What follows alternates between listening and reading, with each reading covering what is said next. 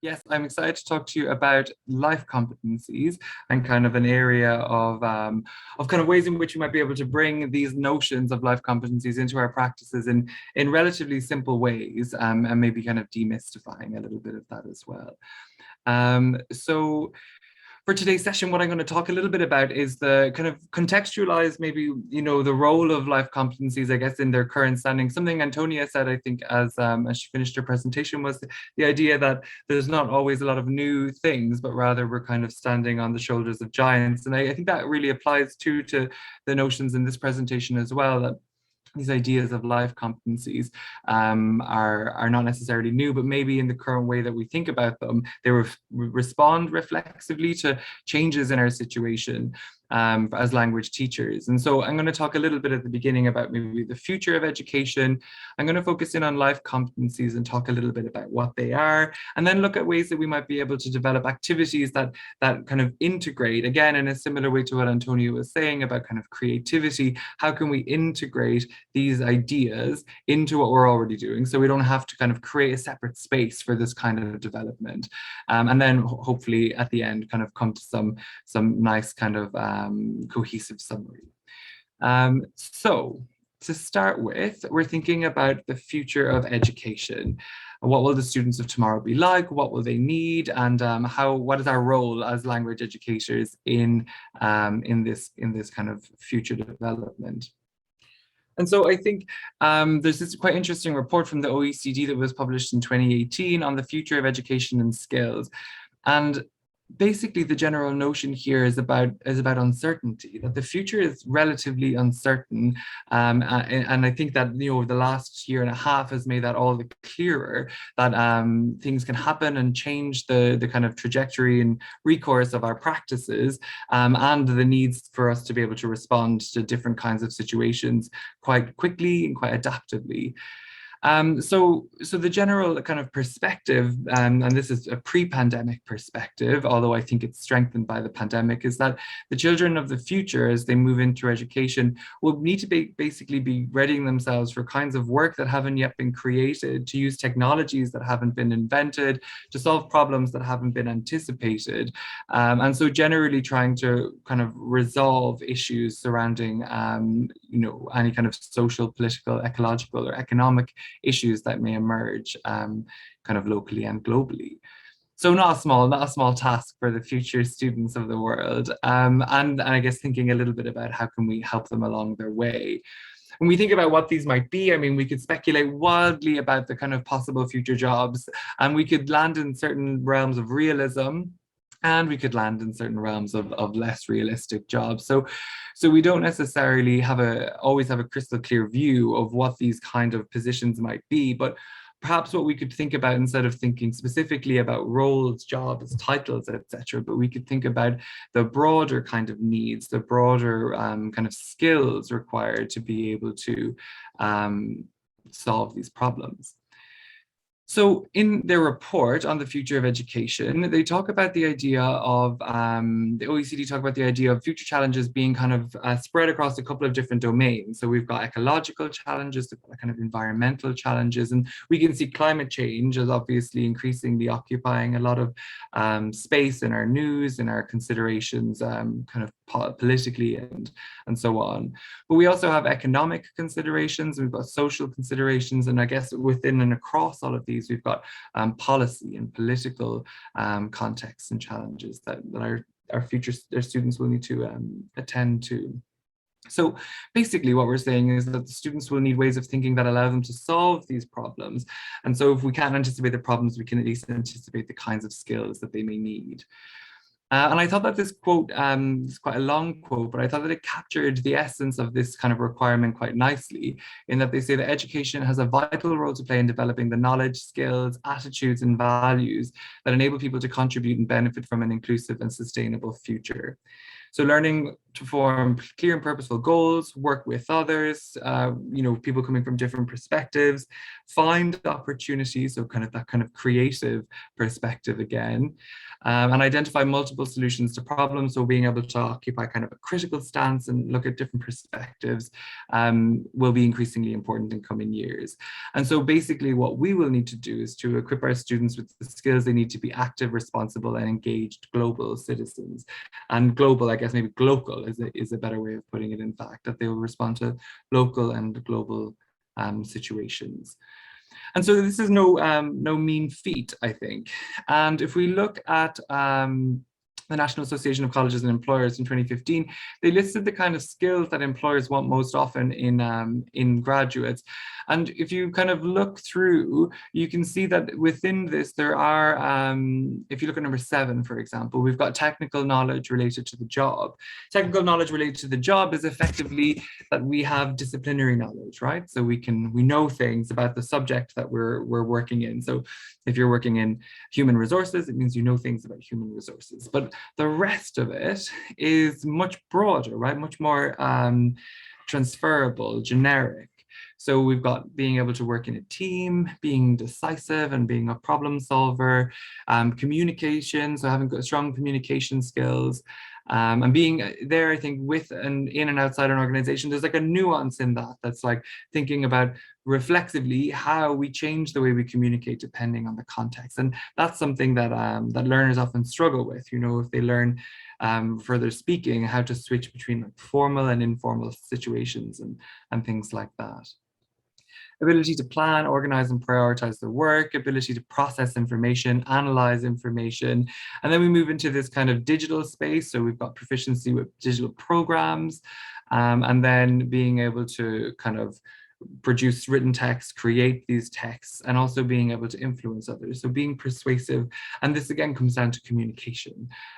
So we can kind of see that number 7 notwithstanding, which is largely to do with the kind of disciplinary knowledge that students will learn in their range of subjects that they undertake, that a lot of these other skills can be integrated within English language context, English language teaching context, because we can kind of emulate, and even so, disciplinary knowledge. I think, you know, one of the best things about English language teaching is its interdisciplinarity, because in a sense, we can bring anything into the classroom and students can read texts about all kinds of different subject matters as a means to be able to facilitate language learning.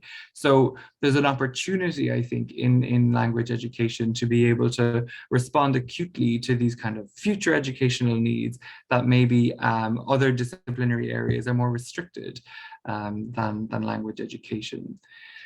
So this is kind of, I guess, trying to bring together, you know, these general perspectives on the future of education globally, the overall expectations of future employment, etc., to try and think of what can we do.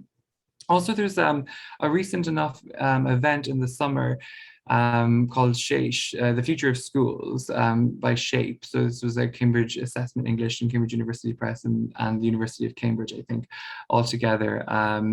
Worked on this kind of event to talk about the future of schools and looking at primary and secondary contexts in particular, but from a global perspective. And there were some really fascinating talks. I would really recommend going in and taking a little look at some of these. And there's also a report. I'm going to send these slides along, and I've hyperlinked in on this, so you'll be able to click on this and it will take you to the webpage where all that information is. But they talked about things like education being competence-based in the future. So that we're not really concerned with necessarily you know, grading and kind of measuring language capacity, etc., in traditional ways, but we may be looking at more competency-based approaches. That generally education will be more socially responsible, and again reflecting some of these themes and ideas that I already discussed. That a lot of it will be built around this notion of being able to be like reflexive in cases of uncertainty. And again, I think this has probably been something that's been amplified because of the pandemic, but definitely was something that was already underway previous to the pandemic. and also that it will be digitally enhanced in some way, so that the role of education or technology in education has grown substantially. And again, over the last year and a half, probably in many arenas, it's kind of come on a lot more quickly than it had been previously. And the idea that this is not going to slow down, but rather perhaps diversify and play different roles, but that education will continue to be kind of digitally enhanced. And so these again were some of these kind of broad macro themes that were emerging from this event that looked to try and understand, you know, over the next 40 years, where are we going with education? What do we need to do to get ready so that way we're not caught off guard or surprised? And like I said, I think that language education offers a real valuable opportunity to be able to address some of these issues in language, in kind of broader educational needs and kind of future needs of graduates, of students. And this, I think, drawing on this notion here that traditional ways of imparting knowledge are no longer adequate. So what we need to do is kind of think about ways that we can kind of address these broader concerns alongside our curricula. And with the kind of increasing theorization in the field of ELT, it's kind of an optimal space for us to be able to do this, because we can work across disciplinary areas to kind of foster these types of thinking. So this, I think, is the general premise that, you know, I guess contextualizes the current move towards this notion of life competencies and kind of instilling these kind of skills in our learners as we move forward. I think before I continue to talk a little bit, I'd like to get a sense of what you understand life competencies to be. What does it mean for you? If you could pop some answers in the chat, that would be really great, so I can get a little sense of how, yes, how you perceive of this notion of a life competence.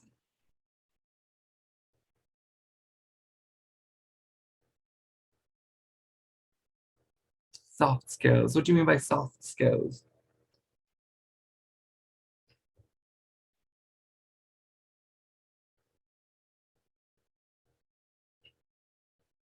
Uh-huh.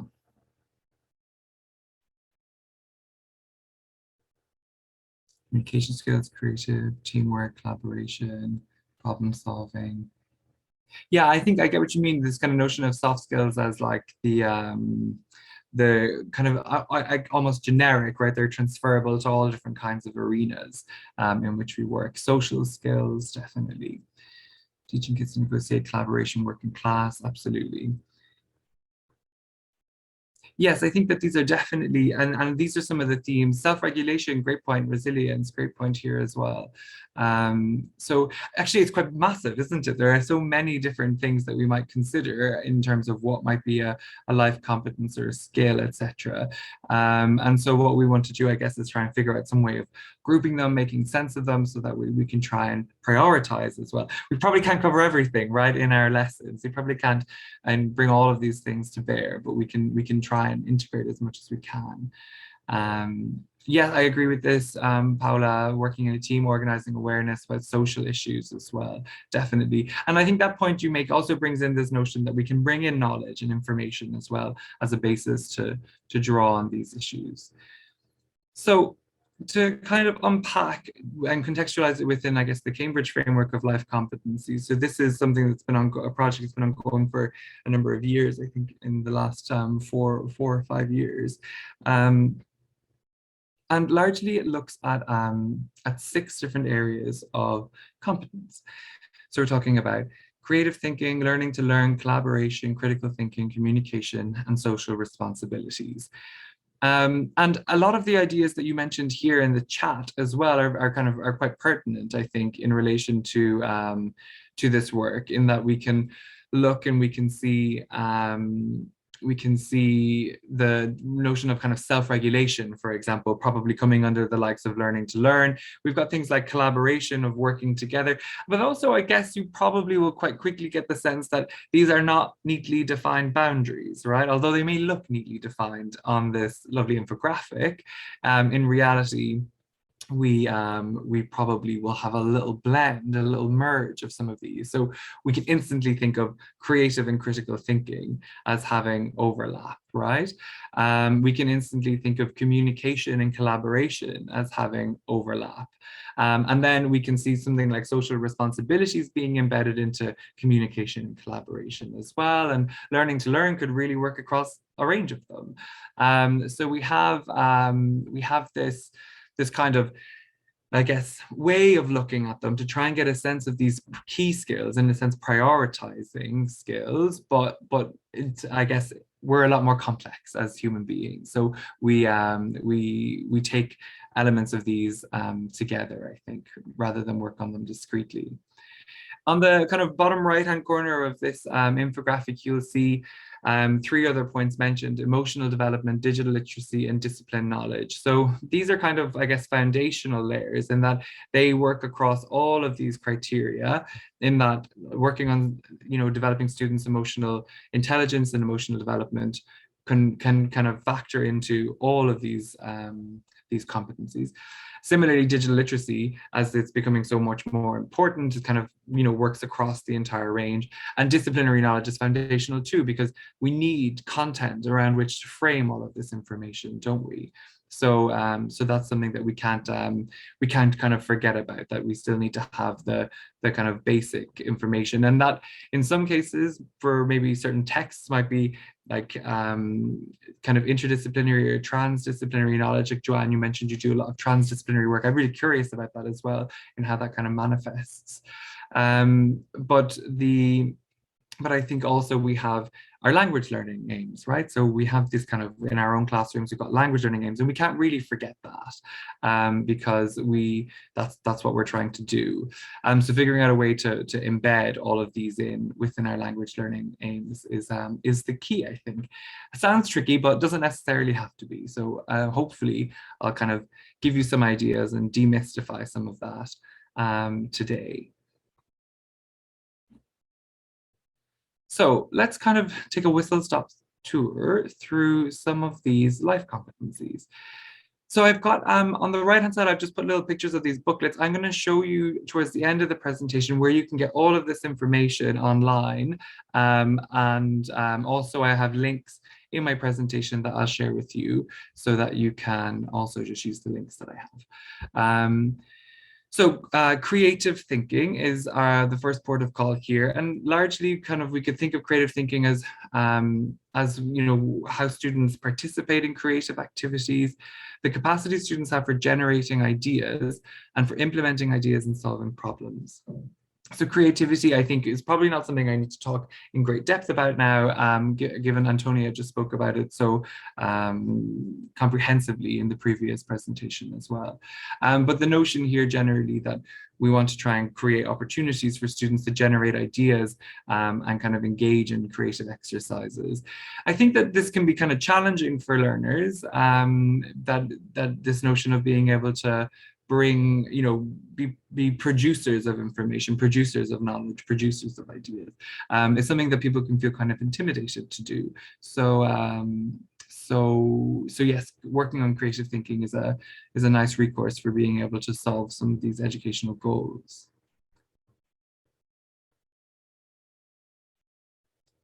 In terms of emotional development, this is kind of spread across all of our criteria again. And this is largely looking at ways that we might be able to understand emotions, manage emotions, and kind of deal with things like empathy. So being able to kind of facilitate empathy. And again, emotional development, because it expands across all of these different themes, it's kind of abstract in this notion, but we could think of social responsibilities and emotional development working quite nicely together in terms of creating spaces for interculturality and cross-cultural communication and kind of global tolerance and these kind of ideas. So the kind of emotional development elements could slot into there, in a sense. If we talk about communication, so this, I think, is probably the closest to home for all of us, because a lot of what we deal with as language educators is communication, so issues of communication. So we have this idea of using appropriate language register for context. I'm sure this is something that we've all found our students to struggle with to some degree, knowing how to move between formality and informality, move between written and spoken contexts, and then all of the variables in between, written essay versus written social media post, and so on. So being able to draw students' awareness to the kind of the kind of appropriate language and the contextualization of language, and it's really bringing them up to a higher level of language awareness than maybe looking at like discrete elements of grammar. Facilitating interaction. So I guess in a sense here, the notion is about the student's responsibility to engage actively in interactions, right? So that it's not necessarily playing this kind of passive role, but kind of instilling within our students this sense of responsibility for owning kind of their interactions to some degree.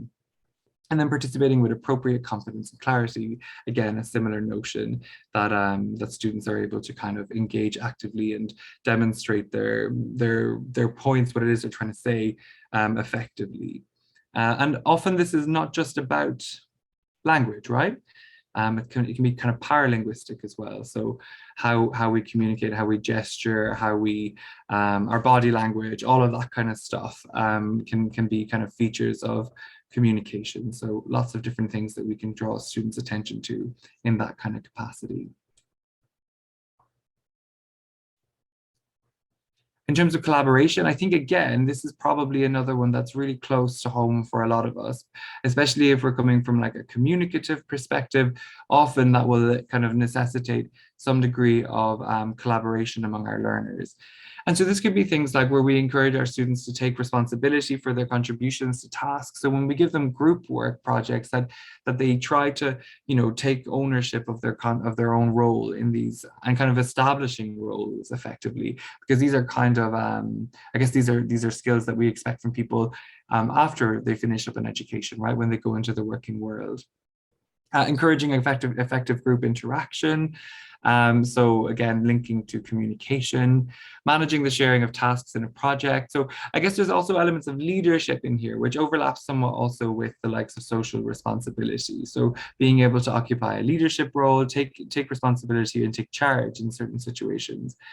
And then working towards a resolution related to a task. So this comes under collaboration in the sense that perhaps we, you know, teaching students to compromise as well, and to be open to kind of other ways of doing things than they initially anticipated, so that they can kind of get the most out of the situation. And also everybody they're working with can too. So collaboration, I guess, is about balancing leadership with with inclusivity, and kind of giving space for learners to be able to do that. Often this can be achieved through kind of assigning roles and assigning kind of reflective tasks and things like that, where maybe students take a moment to think about how they engage in collaborative activities and what they do to kind of resolve those issues. And then social responsibilities. So this is, I guess, kind of, I think this relates to a lot of these criteria, and it looks at kind of understanding our personal and social responsibilities as part of a group. So what's our role, and what's expected of us, kind of. So it's like a two-way street, I guess, how we perceive ourselves and how others perceive us, and our roles in these groups. And so I guess a lot of this links to notions of community, right? So like communities of practice, and how we kind of integrate ourselves within certain social groupings, and drawing, I guess, students' awareness to this, especially from a cross-cultural perspective. I think, as you know, from international perspectives, students often find it quite difficult to integrate within kind of the societies into which they move. And I'm sure that many of you, for example, I'm sure many of you are not from Italy, but are living here in Italy. And I'm sure that it took some time to integrate within the culture there, perhaps still taking some time to integrate within elements of the culture there. So I think that it can be a bit of a challenge. And so kind of being, trying to draw students' awareness to this notion as being a bit of a process, a bit of a journey, and not necessarily something that they need to kind of solve, you know, instantly. So yes, I think that this notion of groups. Oh, I see your point in here, Louise, about the level. I'm going to talk a little bit about the staging of it in a moment, because it actually cuts across all stages of learning. So this is kind of like a macro view, but we can kind of localize it to more to levels effectively. But we don't treat in levels rather than stages of learning. Like I said, showing intercultural awareness, and the notion of social responsibilities also looks at kind of global issues, understanding global issues. So it can work at this level of local groups, but also where you fit into the world. And given the role of the English language globally, and that I guess a lot of the motivations that students have for learning English is to be able to participate on the global stage in whatever kind of domain they wish to work in, that kind of contextualizing their language use within that, I think, is really important. So that way they have realistic expectations of the people with whom they'll be working, etc. And kind of working as English as an international language, for example. And the last point here is, oh no, one more actually after this, sorry. Learning to learn. So developing skills and strategies. So this, again, I think this one cuts across. We might think about this under kind of the context of things like metacognition, self-regulation, one of you mentioned. So these kind of ideas emerge here. It's about having learning strategies, taking responsibility for your own learning, so kind of learner autonomy. Reflecting on and evaluating your own learning. So again, kind of being able to monitor your progress and see what you need to do. And largely, I guess it's about facilitating our learners to become somewhat autonomous, not entirely autonomous, because we have to remember they still need disciplinary input, they still need like development of digital skills and a range of other elements.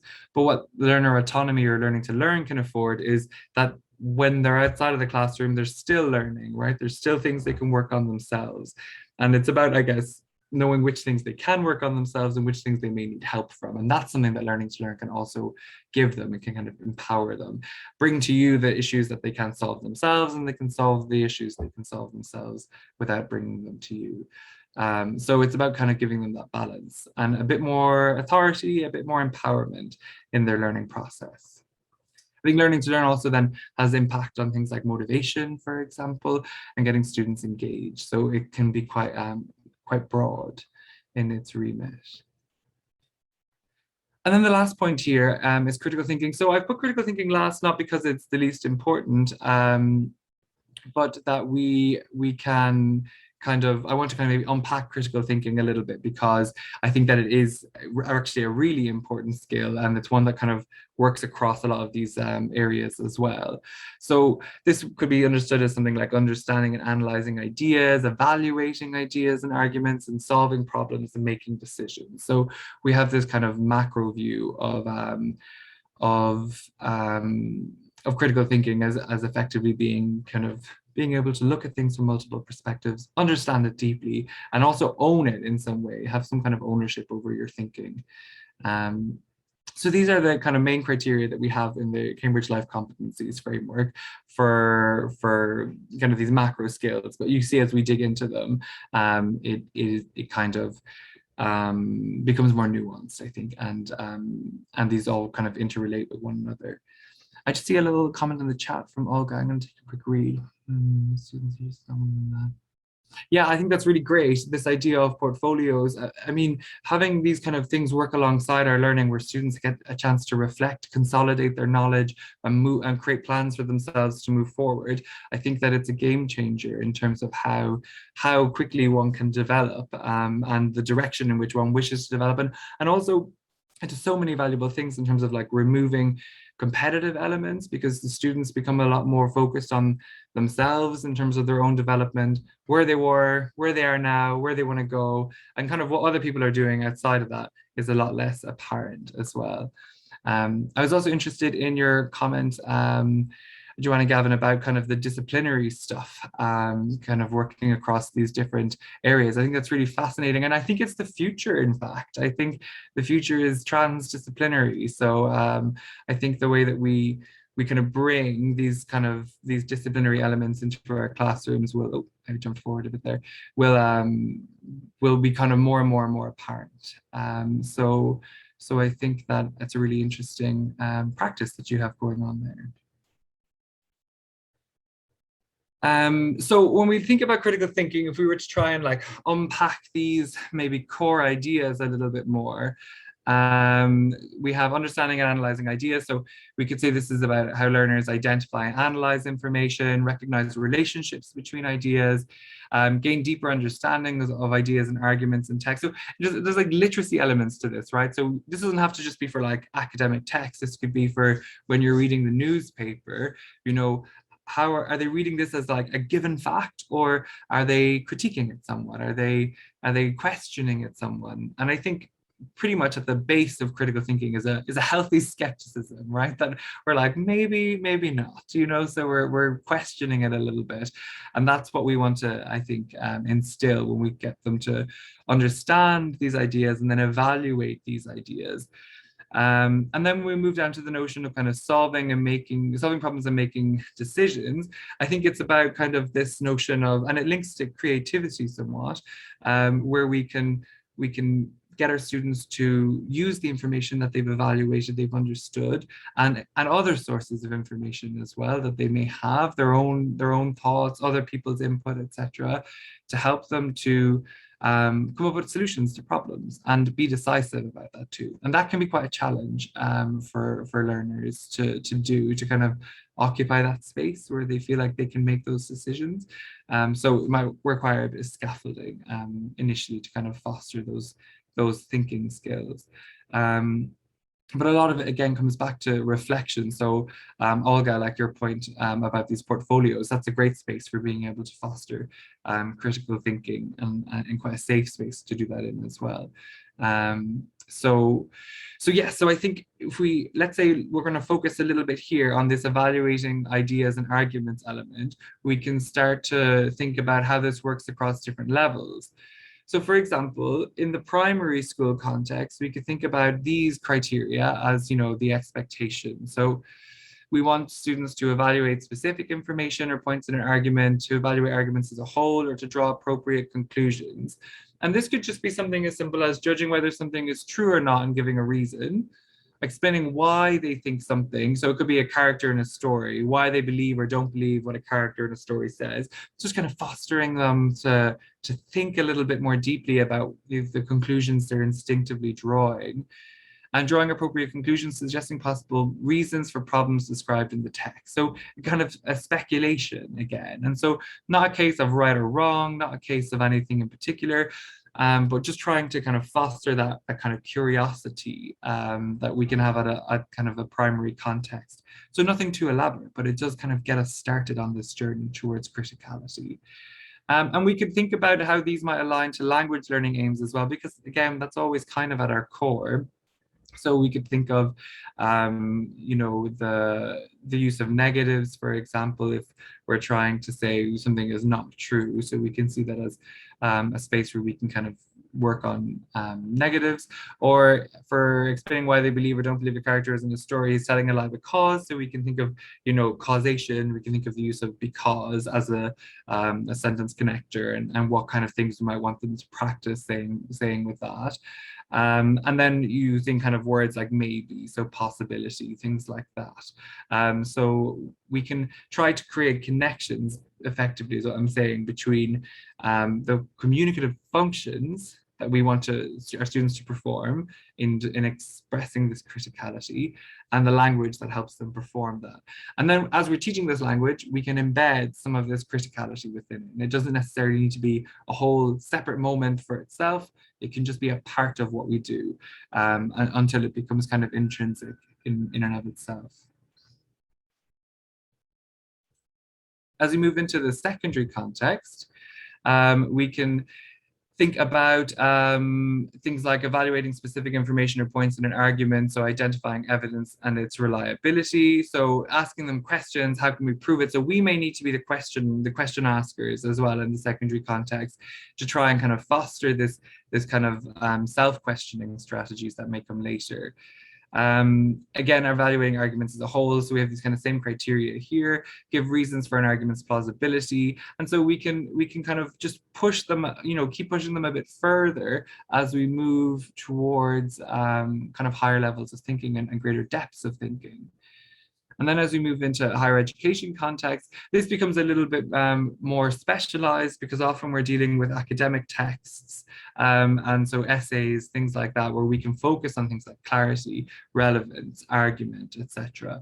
And we can and this can be done through a feedback kind of process. So maybe through formative feedback, asking questions, querying kind of the reasons for which students are writing certain things, getting them to kind of generate their own questions about their own work as well, and occupy kind of a critical stance. And then when we're in kind of a work context, then that can transform further again. So we might have this idea of kind of giving kind of feedback or critique in a work context, but also we can think of it just discursively in terms of conversation. So being able to respond in the moment with kind of speculative kind of perspectives on whatever is being discussed, maybe in a meeting or in any kind of domain in which we work. So it's largely just about, I guess, getting them to contextualize the kind of role of critical thinking in the workplace context. And I think that's quite different from education. So throughout the kind of primary, secondary, and higher ed, kind of follows a neat trajectory, getting more and more specific. But in the work context, it's really contextually dependent. So depending on our learner needs, what kind of ways will they need to show criticality in the context. And we can think about, even earlier, we can think about the likes of pre-primary as well. So we have all of these different domains in which we can try and make use of this. And so it's really about taking these maybe a bit kind of abstract concepts and trying to link them to language and function in some way that we can embed them into a lesson. So I'm going to give you some ideas of some tasks, for example, that we could look at to demonstrate some of these qualities. So for example, we could think a little bit about, so I've done this in terms of an online context, but you could actually do this face-to-face as well. So I think you can, the kind of mode is kind of, irrelevant at this point, easily translatable to different contexts. So imagining, for example, I'm thinking of this for like a second level secondary school context. We've got our students want to identify, or students ask our students to identify kind of global issues of interest and maybe find some YouTube videos on topics that we could share with them. And then for homework, they watch the videos on these topics. And then in class, so whether it's face-to-face or online, we break them into groups or pairs or groups of 3, something like that. And we get them this kind of task of solving the global problem in some way. So we give them this kind of really impossible task where they need to use their language to solve these problems. And then what we might do is get the students to record their conversations, bring the students back to the class so they can each then share their proposed solutions. And, this could be like a small little presentation they put together, or perhaps just kind of notes that they kind of use to support their kind of communication generally. And then what would be quite nice is to kind of do something where we get the students to vote on which solution was the best solution for solving a problem. So multiple groups may have the same problem, for example. And then one thing that we could do, and I think this would kind of link back to Olga's point of the portfolio, is, we could get students to listen back to their recordings and ask them to, do something for their own kind of development. So how many words they use that they learned recently. So kind of what things have they recently learned that they were already using, any language features that they think is important for them. So anything that they struggled with when they were trying to communicate. And to look particularly at areas where there were maybe breakdowns in communication, what went wrong, how could it be improved for next time? So these kind of questions give them the opportunity to see how they've developed, right? Because we want to note progress as we have it, and that's empowering because it means that we can keep learning if we see that we're learning. But also it can give us the opportunity to see, okay, prioritize areas of language use that we need to work on, and then identify areas of language that we didn't necessarily know we needed to work on. So there's like an analytical perspective to this too. And so if we were to try and unpack that, we could think about these steps as having kind of multiple different pedagogical underpinnings where there's like a personalized and learner-centered approach. We've got this near-peer role models, kind of a motivation, learning to learn approach coming under it as well. Varied interaction patterns, just a digital literacy element to it too. The task is generally quite immersive. It creates time for speaking. It creates a safe space for students to practice. They have this collaborative space as well where they're working together. And the notion of it being tied to this global issue in some way creates a space for kind of interthinking and problem solving. And again, we can see more use of technology emerging, and then we after they've had their safe space where they can practice and come up with their ideas, they have these like higher stakes presentation element where they need to take the things that they've practiced and do it in front of the class in some way.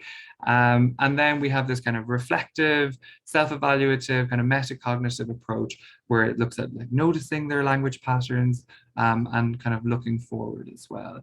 So I think this kind of task, for example, is a way to embed many different elements of life competencies into quite a neat task that the students would really enjoy, and gives an opportunity then for overall development. Step 8 for me is kind of crucial. I think that without it, the key pedagogical aims of steps 1 through 7 might not actually sink in, because we really do want them to be able to reflect and self-evaluate after doing kind of quite a large task.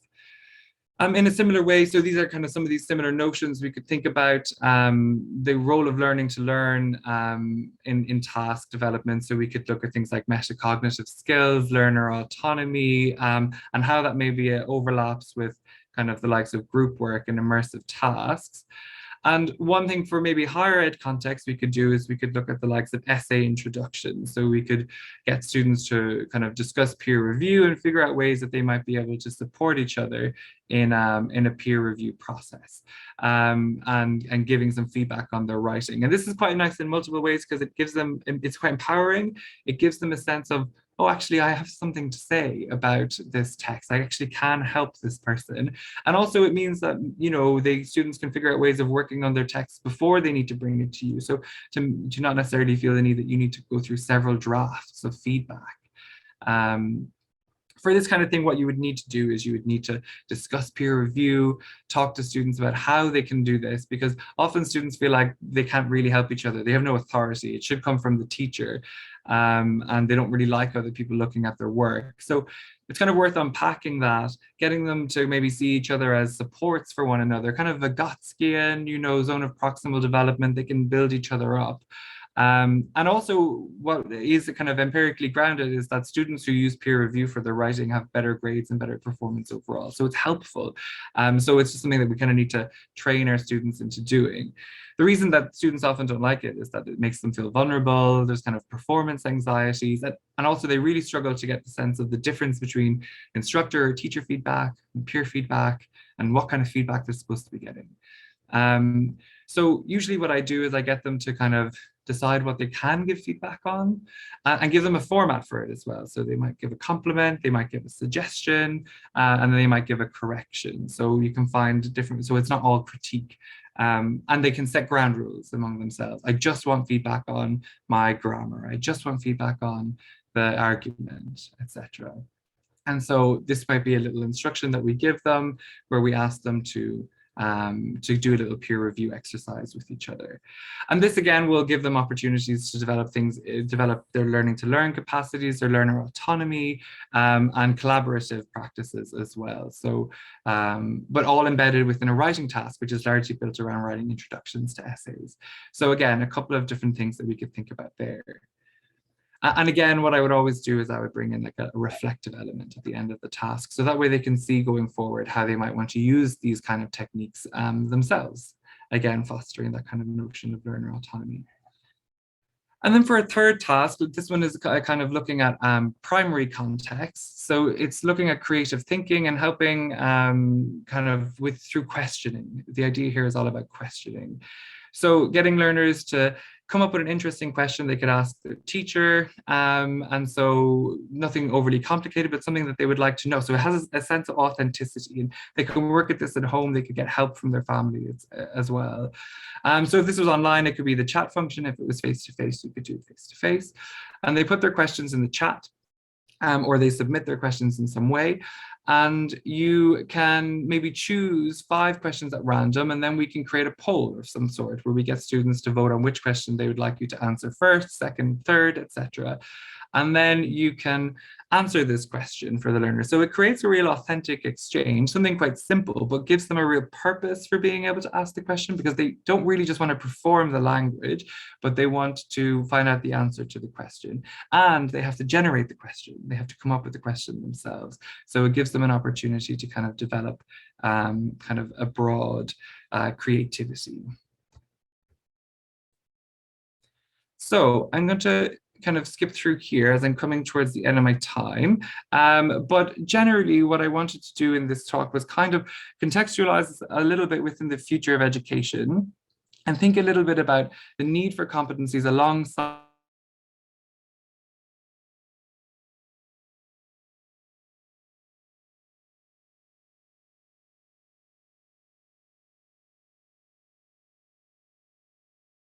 ways to be able to embed the development of these competencies within existing teaching practices. We don't have to reinvent the wheel. We don't have to create a new class model or type, but we can find a way to embed these in. To kind of help you along with that, I've included a link here to a website, and there's a little QR code here that will take you to that too, for the Cambridge Life Competencies. And there you'll find booklets per competence. So if you want more information on each competence, booklets per stage of learning. So if you're interested specifically in primary or secondary or adult, and then also some activity cards. And these are really, really good in that there's basically every page is a separate activity. So you can take a look through, and they're also staged for young learners, for secondary school learners, teen learners, and for adult learners. So you can take a little look at them.